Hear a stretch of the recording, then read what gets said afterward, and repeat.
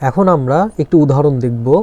উদাহরণ 1, এখানে বলছে √3 এবং 4 এর মধ্যে দুটি অমূলদ সংখ্যা নির্ণয় করতে হবে। √3 এটা যদি আমরা ক্যালকুলেটর ব্যবহার করে এর মান বের করি, অথবা যদি আমরা এর মৌলিক গুণনীয়ক বা ভাগ প্রক্রিয়ায় যদি এর মান বের করি, তাহলে আমরা দেখব তার মান আসছে 1.732058। আর 4 আমাদের এই দুটো হচ্ছে সীমানা, এই সীমার মধ্যেই আমাদের দুটি অমূলদ সংখ্যা বের করতে হবে। তাহলে আমরা এখানে কি করতে পারি, আমরা এই দুটির গড় বের করতে পারি। গড় বের করলে √3 + 4 / 2 এর মান আসছে 2.866। আবার √3 4 যদি আমরা আরেকটি +4 দিয়ে যদি এর গড় বের করি, তাহলে তার মান আসছে 3.244। এ এবং বি এই দুটা মান বের করলাম। এই দুটা মান আমরা দেখতে পাচ্ছি √3 এর যে মান ছিল তার থেকে বড় এবং 4-এর থেকে ছোট, ফলে আমরা এই দুটি অমূলদ সংখ্যা হিসেবে লিখতে পারি। তাহলে আমরা গড় বের করে এই দুটি সংখ্যাকে আমরা যদি খেয়াল করি, পয়েন্টের পরে 866 এবং এখানে 244 আছে। এই বৈশিষ্ট্যের ভিত্তিতে আমরা বলতে পারি যে দশমিকের পরে এগুলা পূর্ণপণিক না। দশমিকের পরে যদি যে কোনো নাম্বার কোনো প্যাটার্ন ফলো না করে যদি আসতে থাকে, তখন আমরা তাকে অমূলদ সংখ্যা বলতে পারি। এই দুটার ক্ষেত্রেই কোনো নির্দিষ্ট প্যাটার্ন ফলো করছে না। 244 আছে আর 866 আছে, পরে হয়তো আরও কোনো সংখ্যা আছে, ফলে এইগুলাকে আমরা চাইলে p/q আকারে আসলে প্রকাশ করতে পারবো না। তাই a এবং b হিসাবে এই দুটি মানকে আমরা অমূলদ সংখ্যা হিসেবে বিবেচনা করতে পারি। এখন আমরা দেখব বাস্তব সংখ্যার যোগ ও গুণন প্রক্রিয়ার কিছু মৌলিক বৈশিষ্ট্য। 1 নম্বর বলছে a ও b যদি বাস্তব সংখ্যা হলে তাদের যোগফলও বাস্তব সংখ্যা হবে এবং গুণফলও বাস্তব সংখ্যাই হবে। আমরা যদি বিবেচনা করি 2 এবং 3, এই দুটা সংখ্যার যদি আমরা গুণ করি তাহলে 3 × 2 = 6। অবশ্যই এটি একটি বাস্তব সংখ্যা। আবার 2 + 3 যদি করি তাহলে মান আসে 5, এটিও একটি বাস্তব সংখ্যা। 1 নম্বর পয়েন্ট আসলে এই কথাটাই বোঝাচ্ছে। এরপরে বলছে a b বাস্তব সংখ্যা হলে যদি এদের স্থান পরিবর্তন করা হয়, a + b যে মান দেবে, স্থান পরিবর্তন করলে যদি আবার যোগ করি তখনও ঠিক একই মান দেবে। যদি আমি এটা 2 + 3 না করে যদি আমি এখানে 3 + 2 দিতাম, তখন কিন্তু এর মানের কোনো পরিবর্তন হতো না, একই থাকতো, তখনও সেই মানটা 5ই হতো। আবার গুণ করার ক্ষেত্রেও যদি আমরা সংখ্যাদ্বয়ের স্থান পরিবর্তন করি, তখনও এর মানের কোনো পরিবর্তন করবে না। যেমন এটা 2 × 3 6 হয়েছে, যদি আমরা স্থান পরিবর্তন করে 3 × 2 এটা লিখতাম, তখন এটা 6ই আসতো। এই কথাটা বলছে এই 2 নম্বর পয়েন্টে। 3 নম্বর পয়েন্টে বলছে a b c যদি 3টি সংখ্যা এবং বাস্তব সংখ্যা হয়, তাহলে যোগ করার ক্ষেত্রে এখানে যদি আমরা ব্র্যাকেট দিয়ে যদি যোগ করি, তখনও যেই মান আমরা পাবো, যদি a কে বাদ দিয়ে আমরা যদি b c এ যোগ করি, যেহেতু এখানে 3টি যোগ হবে, অপর দুইটা যদি আবার ব্র্যাকেট দিয়ে আমরা যোগ করার চেষ্টা করি, তখনও ঠিক একই মান পাবো।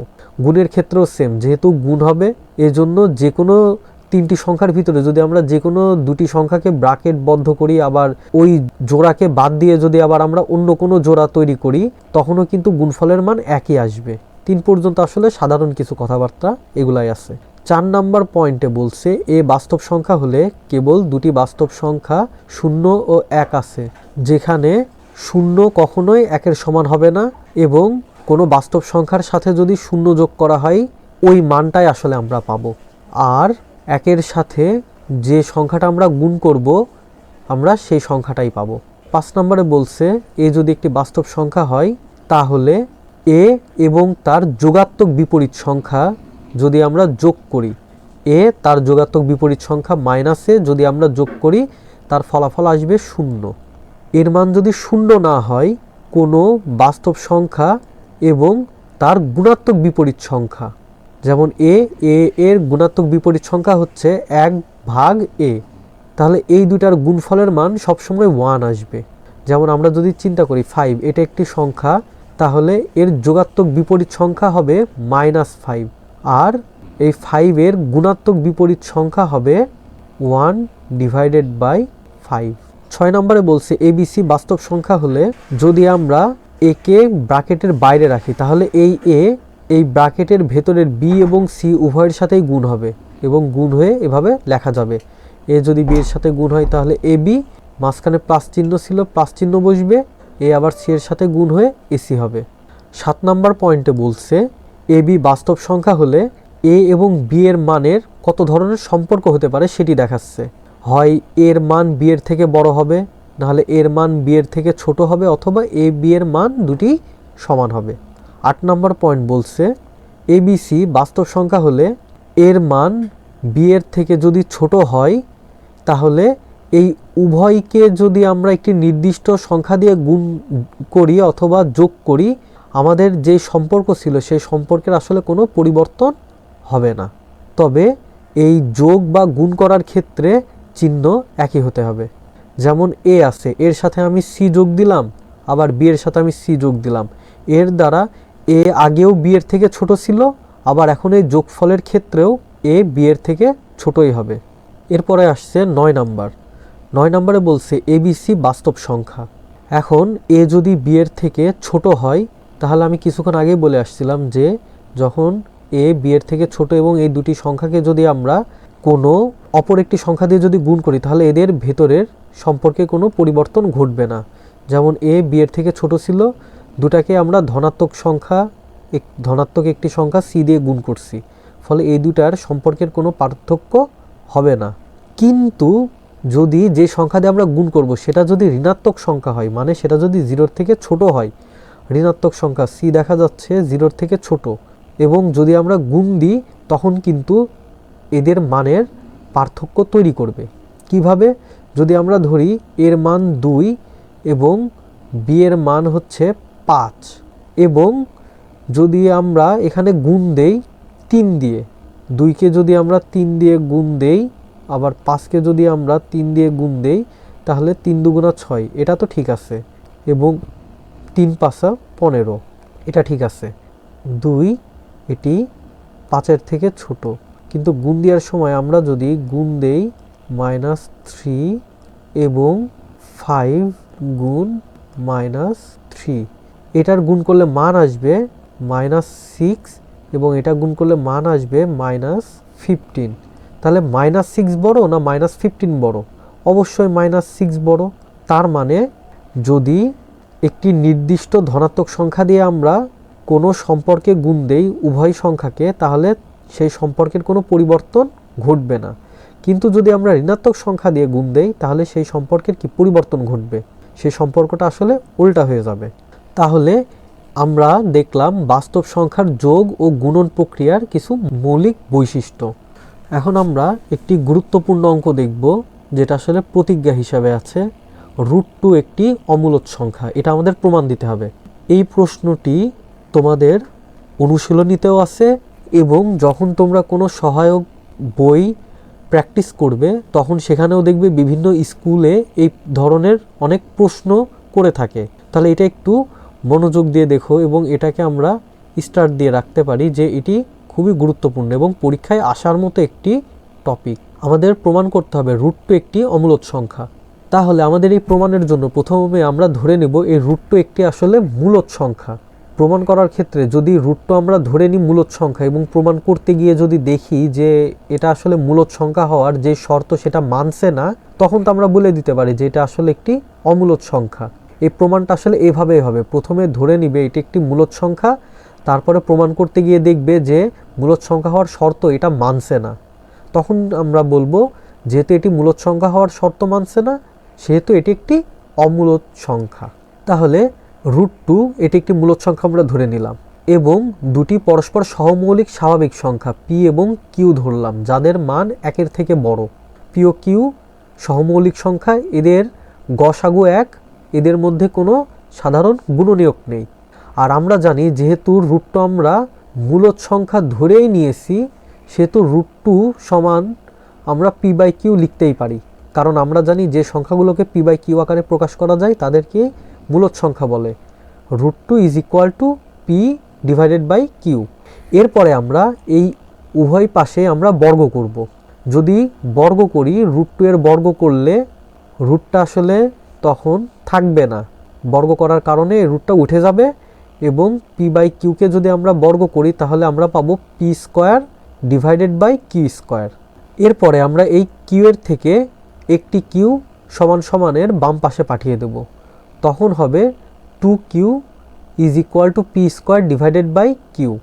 এখন এখানে একটি কথা বলছি স্পষ্টত, 2q এটা তো একটি পূর্ণ সংখ্যা, কিন্তু পি স্কোয়ার এটা তো একটি পূর্ণবর্গ সংখ্যা ছিল, সেটাকে আমরা কিউ দিয়ে ভাগ করছি আরেকটি পূর্ণ সংখ্যা দিয়ে। যেহেতু ভাগ করছি, এটা তো একটি ভগ্নাংশ আসবে, দশমিক ভগ্নাংশে মান পাবো যদি আমরা ভাগ করি। দশমিক ভগ্নাংশ এটি তো আসলে পূর্ণ সংখ্যা নয়, ফলে যেখানে আমরা সমান সমান লিখছি বাম পাশ দেখছি এটা হচ্ছে পূর্ণ সংখ্যা, আর ডান পাশ দেখছি এটি পূর্ণ সংখ্যা নয়। তাহলে কারণ, এখানে কারণ বোঝাচ্ছে পি ও কিউ এই দুটা স্বাভাবিক সংখ্যা এবং পরস্পর সহমৌলিক সংখ্যা, এবং কিউ এর মান, যেহেতু কিউ হর ছিল, কিউ এর মান অবশ্যই একের থেকে বড় এখানে।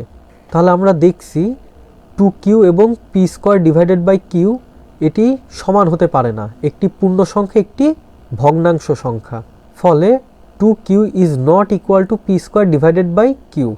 এটি হওয়ার কারণে ফলে আমরা √2কে এখন আমরা বলতে পারবো, যেহেতু আমরা মূলদ সংখ্যা ধরার কারণে আমরা পরবর্তীতে গিয়ে দেখছি সমস্যা আসছে, ফলে এখন আমরা বলবো √2কে পি বাই কিউ আকারে প্রকাশ করা যাবে না, এজন্য √2 is not equal to P divided by Q, এবং √2 আসলে একটি অমূলদ সংখ্যা। তোমাদেরকে বলবো এখানে শুধু এইটুকু একটু যারা বুঝতে পেরেছে তারা তো বুঝেই গেছে, কিন্তু যারা বোঝেনি একটু প্র্যাকটিস করে অন্ততপক্ষে যদি বুঝে না আসে তাহলে একটু মুখস্থ রাখার, কারণ এটি যেহেতু একটু গুরুত্বপূর্ণ এবং প্রশ্ন আসে, তোমাদেরকে বিভিন্নভাবে প্রশ্ন করতে পারে, √2 দিয়ে প্রশ্ন করতে পারে, √5 দিয়ে প্রশ্ন করতে পারে, অথবা √11 দিয়ে প্রশ্ন করতে পারে, যেভাবেই করুক, যাতে তোমরা একটু এই বর্ণনাটুকু যদি লিখে দিতে পারো, লিখে যদি প্রমাণ করে দিয়ে আসতে পারো, তাহলেই তোমরা পূর্ণ মার্ক পেয়ে যাবে। এখানেই বলছে প্রমাণ করো যে √3 একটি অমূলদ সংখ্যা। এখন আমরা দেখব উদাহরণ 2। উদাহরণ 2 আসলে কি বলছে?